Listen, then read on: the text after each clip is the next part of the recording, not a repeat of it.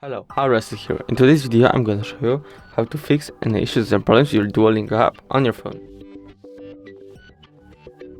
The first thing that you want to do is go up to the Play Store, go to the search bar again, Duolingo,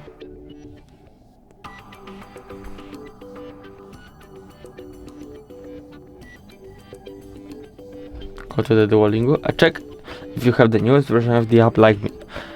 If you don't have the newest version, maybe you just need to update the app. But if you after updating the app, you still got some issues, I'm gonna show you two more ways how to fix it. So first way is go up to the settings, apps, see all, finder, Duolingo, click permissions, and all not allowed. Maybe you just need to allow, like here. Allow, and the rest of them also. After this, go back here, mobile data and Wi-Fi, unrestricted data usage on.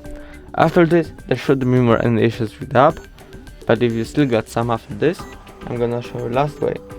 So last way is go back to the Play Store, uninstall the app, uninstall, and just reinstall the app. If the video was helpful, please leave a like and subscribe, and bye.